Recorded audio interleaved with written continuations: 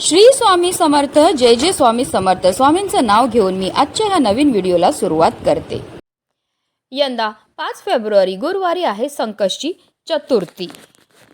संकष्टी चतुर्थी ही भगवान श्री गणेशाला समर्पित एक अत्यंत शुभ तिथी मानली जाते.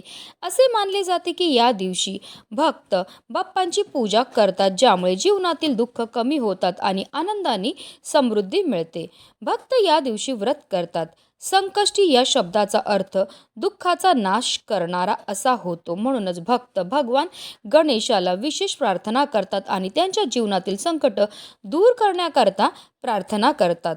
धार्मिक मान्यतानुसार देवी पार्वतीने प्रथम आपल्या पुत्र गणेशाच्या दीर्घायुष्यासाठी आणि कल्याणासाठी संकष्टी चतुर्थीचे व्रत केले होते. तेव्हापासून हे व्रत बालसुख, मानसिक शांती, यश आणि अडथळे दूर करण्यासाठी विशेषतः फलदायी मानले जाते.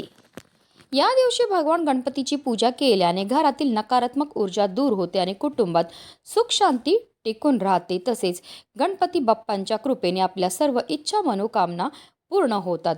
संकष्टीचे हे व्रत सूर्योदयापासून सुरू होते आणि चंद्र दर्शन झाल्यावरच पूर्ण होते.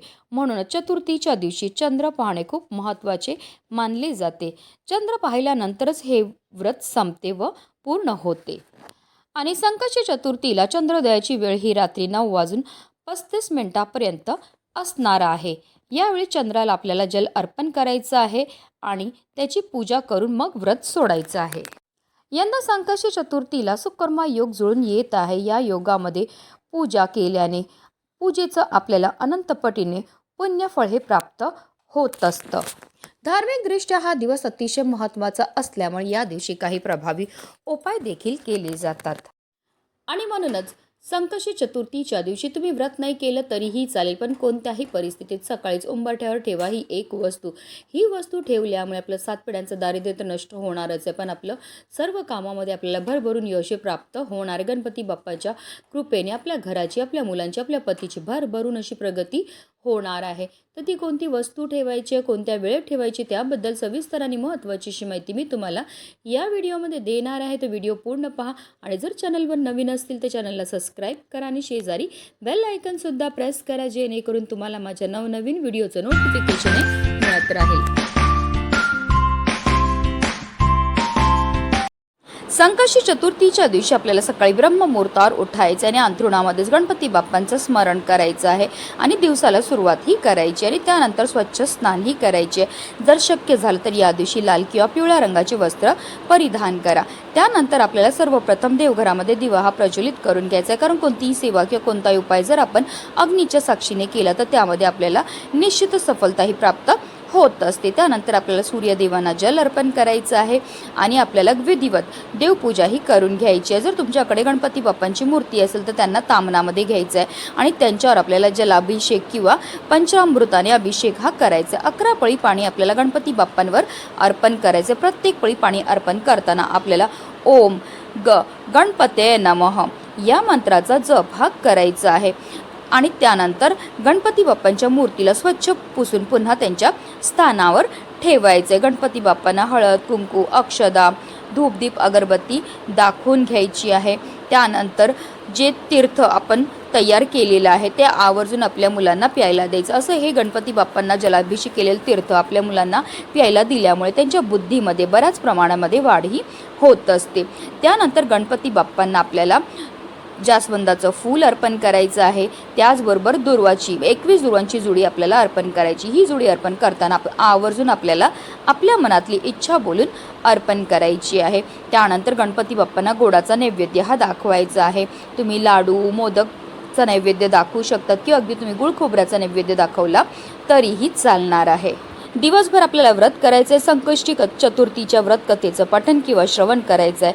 रात्री चंद्र उगवल्यानंतर आपल्याला चंद्राला जल अर्पण करायचं आहे, फुले अर्पण करायची आहेत आणि त्यानंतर आपल्या मनातली इच्छा बोलायची आहे. असं केल्यामुळे आपल्या घरामध्ये सुख समृद्धी राहते. त्यानंतरच आपल्याला व्रत हे सोडायचं आहे. आता हा उपाय तुम्ही कधी करायचा तर हा उपाय आपल्याला संकष्टी चतुर्थीच्या दिवशी सकाळीच करायचे. देवपूजा करून झाल्यानंतर आपण लगेचच हा उपाय करायचे. जास्तीत जास्त तुम्ही दुपारी 12 वाजेपर्यंत हा उपाय जो आहे तो करू शकता. त्यानंतर तुम्हाला हा उपाय जो आहे तो करता येणार नाही. आता हा उपाय करण्याकरता आपल्याला एक मातीची पंतीही घ्यायची. मातीच्या पंतीमध्ये सकारात्मक अशा लहरी असतात. मातीची पंती ही पंचतत्वापासून बनलेली असते. आता या मातीच्या पंतीमध्ये आपल्याला 2 वातीची 1 वात करून लांब वाती टाकायची. तसेच या दिव्यामध्ये आवर्जून आपल्याला शुद्ध गाईचं तूपच टाकायचे. पण आता काही कारणास्तव नसेल तुमच्याकडे शुद्ध गाईचं तूप, तर रोजच्या देवपूजेमध्ये जे तेल तुम्ही वापरतात ते टाका आणि त्यामध्ये तुम्हाला चिमूटभर हळद ही टाकायची. अशा रीतीने आपल्याला दिवा हा तयार करून घ्यायचा. आता आपल्याला एक प्लेट घ्यायची आणि प्लेटवर आपल्याला हळद आणि कुंकुने एक स्वास्तिक हे बनवून घ्यायचं आहे. आता या स्वास्तिकवर आपल्याला मूठभर तांदूळ ठेवायचे आणि त्या तांदळावर आपण जो दिवा तयार केलेला आहे तो प्रज्वलित करून ठेवायचा आहे. आता या दिव्यामध्ये आपल्याला चिमूटभर काळे किंवा पांढरे तीळ हे टाकायचे. तीळ हे गणपती बाप्पांना अतिशय प्रिय. त्याचबरोबर आपल्याला एक मनी प्लांटचं पान सुद्धा घ्यायचं. जे मनी प्लांटचं पान आपण घेणार आहेत ते व्यवस्थित पाहून घ्यायचे. ते अखंड असावं, कुठेही तुटलेलं फाटलेलं किंवा खराब झालेलं नसावं. वास्तुशास्त्रानुसार मनी प्लांटचा संबंध बुध आणि कुबेर ग्रहाशी असल्याचं सांगितलं जातं. बुध ग्रहाचे अधिपती हे गणपती बाप्पा आहेत आणि गणपती बाप्पा हे विघ्नहर्ता आहेत. म्हणूनच मनी प्लांटचं झाड आपल्या घरामध्ये लावल्यामुळे आपल्या घरामध्ये कोणत्याही प्रकारचे संकट, विघ्न हे येत नाही. तसेच कुबेर देवता हे धनाचे देव आहेत. म्हणून जर त्यांची कृपा आपल्यावर झाली तर आपल्या जीवनामध्ये सुख समृद्धी ही कायम टिकून राहते. तसेच मनी प्लांटला साक्षात माता लक्ष्मीचं स्वरूप सुद्धा म्हटलं जातं. मनी प्लांटमुळे घरामध्ये सकारात्मक ऊर्जा टिकून राहते. मनी प्लांटची योग्य दिशा ही दक्षिण पूर्व कोण आहे. मनी प्लांटला पूर्व दिशेला ठेवणं योग्य मानलं जातं. यामुळे आपली आर्थिक परिस्थिती सुधारते आणि म्हणूनच वास्तुशास्त्रामध्ये मनी प्लांट बाबत अनेक उपाय हे सांगण्यात आले आहेत. हे उपाय केल्यामुळे आपल्या जीवनामध्ये सुख, समृद्धी, ऐश्वर हे कायम टिकून राहतं.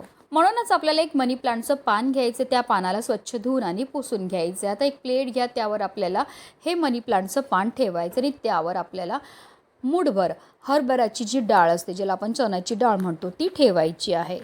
त्याचबरोबर त्या हरभऱ्याच्या डाळीवर आपल्याला एक गुळाचा खडा सुद्धा ठेवायचा आहे. आता ही हरभऱ्याची डाळीची जी प्लेट आपण तयार केली आहे ती, तसे जो दिवा आपण तयार केलेला आहे तो आपल्याला आपल्या देवघरामध्ये असणाऱ्या गणपती बाप्पांसमोर ठेवायचा आहे. आपल्याला आता देवघरामध्ये आसन घेऊन बसायचं आणि काही सेवा ह्या करायच्या आहेत. आपल्याला एक वेळा गणपती अथर्व शीर्षमचं पठण करायचं आहे. जेव्हा आपण गणपती अथर्व शीर्षमचं पठण करणार आहे तेव्हा आवर्जून आपल्या मुलांना सुद्धा बाजूला बसवायचं आहे. त्यांनी श्रवण केलं तरीसुद्धा त्यांना त्याचा खूपच लाभ हा होणार आहे.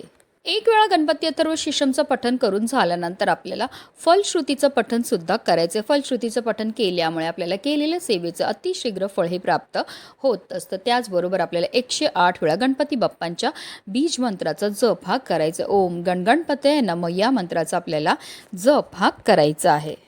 सेवा करून झाल्यानंतर आपल्याला हात जोडून गणपती बाप्पांचं स्मरण करायचं. आपल्या आयुष्यामध्ये असणारी जी संकट आहेत, विघ्न आहेत, दोष आहेत, दारिद्र्य ते दूर करण्याकरता मनोभावे प्रार्थनाही करायची. त्यानंतर जो दिवा आहे तसेच जी हरभऱ्याच्या डाळीची प्लेट आहे ती आपल्याला तिकडनं उचलायची आणि आपल्याला घेऊन जायचं आपल्या मुख्य प्रवेशद्वाराच्या बाहेरनं जेव्हा आपण आतमध्ये येतो तर जी आपली उजवी बाजू असते तिथे आपल्याला ही दिव्याची प्लेट तसेच हरभऱ्याच्या डाळीची प्लेट जी आहे ती ठेवायची आहे.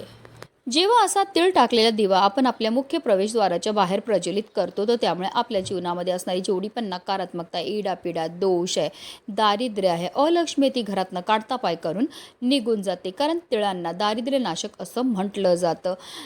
तसेच ज्या घरामध्ये कोणत्याही प्रकारचे दोष नसतात त्याच घरामध्ये माता लक्ष्मीचं आगमन हे होत असतं. त्याचबरोबर चण्याच्या डाळीला साक्षात श्री हरिविष्णूंचं स्वरूप मानलं जातं आणि अशी ही चण्याची डाळ आपल्या मुख्य प्रवेशद्वारावर ठेवल्यामुळे आपल्या घरामध्ये माता लक्ष्मी ही प्रसन्न होऊन आगमन हे करत असतात. तर संपूर्ण दिवसभर आपल्याला ही हरभऱ्याची डाळ आणि दिवा जो आहे तो मुख्य प्रवेशद्वाराच्या बाहेरच ठेवायचं आणि संध्याकाळी 6 वाजल्यानंतर आपल्याला ही हरभऱ्याची डाळ तिकडनं उचलायची आहे आणि घेऊन जायचं आहे गाईजवळ. आता गाय जर तुमच्या घरी असेल तर घरच्या घरी गाईला ही हरभऱ्याची डाळ आणि गूळ खायला द्या. आता नसेल गाय तर तुम्ही गोठ्यात जाऊ शकतात, गोशालेमध्ये जाऊ शकतात किंवा वाटेत कुठेही तुम्हाला गाय ही भेटणार आहे. गायीजवळ गेल्यावर सर्वप्रथम तिच्या दोन्ही पायावर पाणी अर्पण करा, तिची आरती करून घ्या आणि त्यानंतर गायीला आपल्या हातातनं ही हरभऱ्याची डाळ आणि गूळ जे आहे ते खायला द्यायचं आहे. असे हे हरभऱ्याची डाळ आणि गूळ गाईला खायला दिल्यामुळे आपल्याला ग्रह दोषापासून मुक्तता ही मिळत असते. आपल्या जीवनामध्ये असणारी जेवढी पण नकारात्मकता, इडापिडा, दोष दूर होऊन आपल्या संपूर्ण कुटुंबाची भरभरून अशी प्रगती होते. तसे जो दिवा आपण प्रज्वलित केला तो शांत झाला की त्यामध्ये ज्या वाती असतील त्या निर्माल्यामध्ये टाकायच्यात. तसेच त्या दिव्याखाली जे धान्य असेल ते आपल्याला एखाद्या झाडाखाली नेऊन टाकायचं आहे. हे सुद्धा आपल्याकडनं केलेलं एक प्रकारचं दान असतं. हे दान केल्यामुळे आपल्यावर फारच लवकर गणपती बाप्पा हे प्रसन्न होत असतात. अतिशय चमत्कारिक असा हा उपाय केल्यामुळे आपली कितीही कठीणातील कठीण इच्छाही साक्षात गणपती बाप्पा तर पूर्ण करतातच करतात. पण गणपती बाप्पांच्या कृपेने आपल्या जीवनामध्ये असणारी जेवढी पण नकारात्मकता, इडापिडा, दोष दूर होऊन आपल्या संपूर्ण कुटुंबाची भरभरून अशी प्रगती होणार आहे. म्हणूनच व्हिडिओ जास्तीत जास्त लोकांपर्यंत शेअर करा, जेणेकरून प्रत्येकाच्या आयुष्याचं कल्याण हो, हीच मनामध्ये इच्छा. गणपती बाप्पा मोरया.